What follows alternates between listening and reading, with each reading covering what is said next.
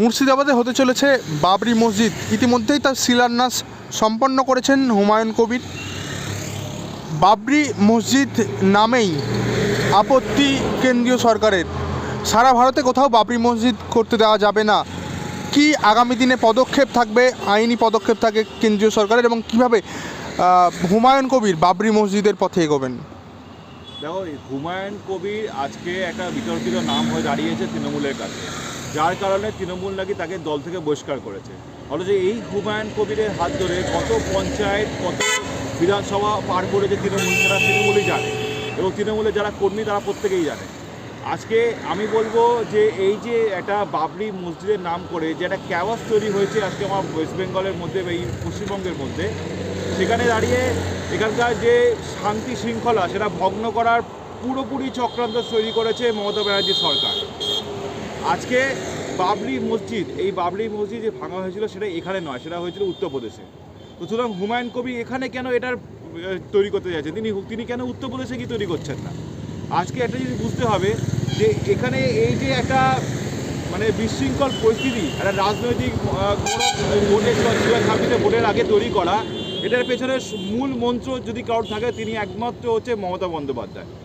কারণ তিনি জানেন যে তিনি এইবারে হারবেন।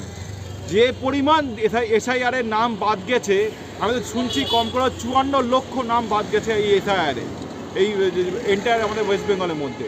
সুতরাং তিনি যে বুঝে গেছেন যে তার যত সব ভুয়ো ভোটার, যত বেনামি ভোটার, যারা আপনার বেনামিভাবে ভোট দিত, যাদের কোনো ডকুমেন্টস ছিল না, তারা সবাই হচ্ছে নাম তাদের কাটা যাবে, উনি আর এই ভোট পাবেন না।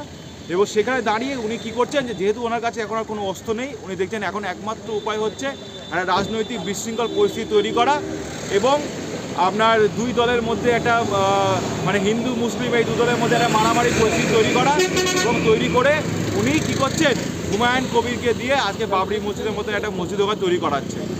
এবং সবথেকে বড় ব্যাপার আপনারা দেখবেন, এই যে হুমায়ুন কবির বলছে না যে আমি এখন নতুন দল তৈরি করব, ঠিক 2026-এ যদি এই হুমায়ুন কবির জিতে যায়, পাল্টিবাজি পলিটিক্সের মতন ঠিক পাল্টিকে আবার তৃণমূলে ব্যাক করে যাবে, এবং পুরো ওই হারা আসনটা, তৃণমূলের যে হারা আসনটা পুরোপুরি মমতা বন্দ্যোপাধ্যায় দখল করে নেবে।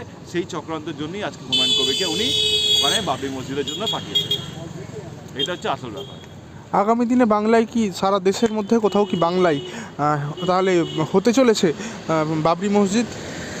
দেখুন, বাবরি মসজিদ, আমি সত্যি বাবরি ব্যাপারটা হচ্ছে বাবরের নাম থেকে তখনকার দিনে এই মসজিদটা তৈরি করা যায়। প্রথম কথা, বাবর আমাদের ভারতবর্ষের কেউ নয়, উনি একজন আফগান।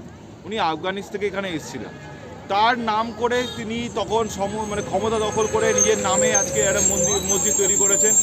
আজকে সেই জায়গাটায় হুমায়ুন কবির মুর্শিদাবাদ, যেটা আমাদের পশ্চিমবঙ্গের একটা অংশ, সেখানে আবার সেই বাবরি নামে একটা মসজিদ তৈরি করছে। প্রথম কথা, যেখানে মসজিদ তৈরি হয়েছিল সেখানে তো তিনি গিয়ে করছেন না, তিনি ওয়েস্ট বেঙ্গলে তৈরি করছেন, পশ্চিমবঙ্গে তৈরি করছেন। কারণ পশ্চিমবঙ্গের যে সাম্প্রদায়িক যে ভাবনাটা, সেটাকে ক্ষুণ্ণ করার জন্য, সেটাকে দমিয়ে নামার জন্য, সেটাকে মেরে ফেলার জন্য, এখানে হিন্দু মুসলিমদের সংঘর্ষ লাগানোর জন্য আজকে হুমায়ুন কবির এই জিনিসটা করছে। এবং এটা কার মদতে করছে? এটা মমতা বন্দ্যোপাধ্যায় এবং তার পুলিশের মদতে এই জিনিসটা হচ্ছে। কারণ পুলিশ যদি চায় সে মাটি খুঁড়ে লাশ বার করতে পারে। তো পুলিশ আজকে এরকম একটা সাম্প্রদায়িক একটা কাজকর্ম চলছে মুর্শিদাবাদের বুকে, পুলিশ কিছু করছে না, চুপচাপ নীরব দর্শকের মধ্যে দেখছে। এটা পুরোপুরি বলতে গেলে মমতা বন্দ্যোপাধ্যায়ের নির্দেশে এবং তার আদেশে এই জিনিসটা হচ্ছে। বাবরি মসজিদ ভারতে হলে তাহলে বাংলার প্রেক্ষাপট, রাজনৈতিক প্রেক্ষাপট কী হবে, এবং কেন্দ্রীয় সরকারের আগামী আইনি প্রক্রিয়া কী থাকবে এবং আইনি পদক্ষেপ কী থাকবে? আমার তো মনে হয় যে স্বরাষ্ট্র দপ্তরকে এটা নিয়ে অবশ্যই একটা কিছু স্টেপ নেওয়া উচিত। কারণ এই ধরনের 2 নম্বরই ব্যাপার স্যাপারগুলো এখানে কেন হচ্ছে আমি বুঝতে পারছি না। যেখানে বাবরি মসজিদ হওয়ার কথা সেখানে হচ্ছে না। এটা আমাদের পশ্চিমবঙ্গে, এখানে বাবরের কোনো অংশই এখানে নেই। সে থাকে আফগানিস্তানের, সে বাসিন্দা, তার এখানে ওয়েস্ট বেঙ্গলে কী দরকার তার?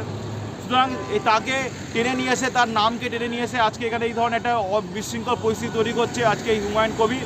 এবং স্বরাষ্ট্র দপ্তর সব কিছু জেনেও চুপ করে মুখ বন্ধ করে বসে আছে। শুধুমাত্র ইতিহাস পড়লে বাবর সম্পর্কে যেটা জানা যায়, মুঘল সাম্রাজ্য এবং মুঘল বাবর সরাসরি কিন্তু ভারতের স্বৈরাচারী, অত্যাচারী একজন সম্রাট ছিলেন।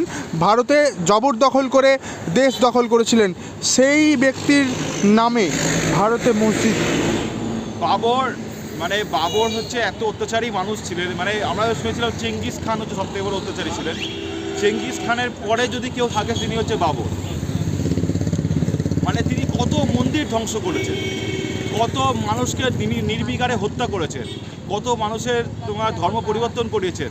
সুতরাং সেই সব দিক দিয়ে দেখতে গেলে মানে বাবর যে এত অত্যাচার মানুষ ছিল এবং তাকে এরা এই মানে কি বলবো জিহাদিদের দল তাকে নিয়ে ভগবান মনে করে, তাদেরকে ঈশ্বর মনে করে, তাই জন্য তার নাম করে আজকে এটা মসজিদ তৈরি করছে। সুতরাং এতে প্রমাণিত হচ্ছে যে যতই এরা এইসব করুক না কেন, ঠিক আছে, আলটিমেটলি আপনারা এটা হচ্ছে বেসিক্যালি দিদিমণির একটা ভোটের চক্রান্ত, ভোটে জেতার জন্যই তিনি এই কাজগুলো করছেন এবং যার ফলে আজকে এই ধরনের সমস্যাগুলো তৈরি হয়েছে আমাদের পশ্চিমবঙ্গের বুকে।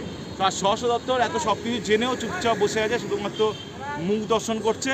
আজকে তার স্বরাষ্ট্র দপ্তর চাইলেই একটা সিআরপিএফ বা আরপিএফ ইয়ে করে আপনার ডিপ্লয় করে এই মসজিদের কাজকর্মগুলো ইমিডিয়েটলি বন্ধ করতে পারে, কিন্তু তিনি করছেন না। তারা মুখ বুঝে দেখছেন, কারণ তিনি ভাবছেন যে এটার মাধ্যমে যদি হিন্দু ভোটগুলো আমার দিকে চলে আসে, হিন্দু যে সুনীল অধিকারী যে বলছিল যে 70% হিন্দু যদি আমাদেরকে ভোট দেয় তাহলে আমরা ওয়েস্ট বেঙ্গলে অবশ্যই সরকার তৈরি করব, সেই দিকে তাকিয়ে থেকেই আজকে বিজেপি বা স্বরাষ্ট্র দপ্তর কোনো কিছু বলছে না, চুপ করে মুখ বন্ধ করে বসে আছে।